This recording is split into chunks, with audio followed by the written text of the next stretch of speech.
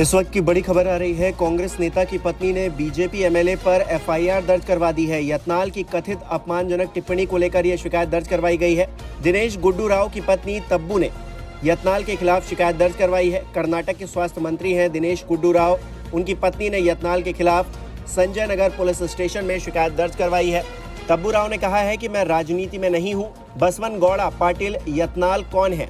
मैं धर्म से परे सामाजिक कार्यों में शामिल हूं। हालांकि उन्होंने मुझसे ऐसा बयान दिया, क्या किसी की पत्नी और बच्चों के बारे में बात करना भाजपा की राजनीति है? तब्बू राव ने यत्नाल की राजनीति को विभाजनकारी बताते हुए कहा कि भाजपा के पास चुनाव लड़ने के लिए विकास को लेकर कोई मुद्दा नहीं है। यत्नाल के खिलाफ कंप्लेन दिया, किसी वो हमारे बारे में बात किए। हम तो राजकीय में नहीं है, राजनीति में ही नहीं है। हम हमारे हस्बैंड राजनीति में है, तो उनका कुछ बातचीत हुआ तो हमको वो खींच लिए। आई थिंक ये बहुत सैड बात है ये कंट्री में कि बात बात पे मुस्लिम और घर के लोग घर के बच्चे को खींचते हैं। यही बीजेपी की राजनीति हो गई है आजकल।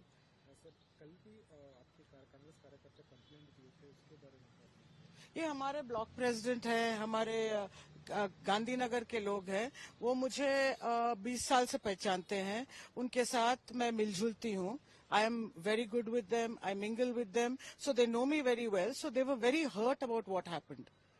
Because they just can't have some random man come here and, pull me out of the house and talk about me.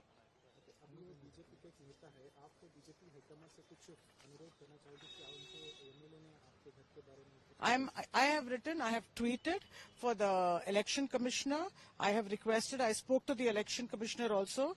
I tweeted even to the Prime Minister and JP Nadda ji to see if this is what they want in a country like this. Whether they just randomly pull out somebody's wife, somebody's children and start talking about them.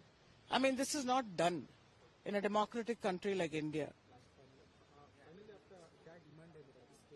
I definitely demand an apology from that gentleman, because I don't know who he is and for what reason has he said that.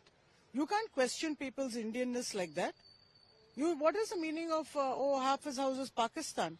What is the meaning of that? I expect an apology from him.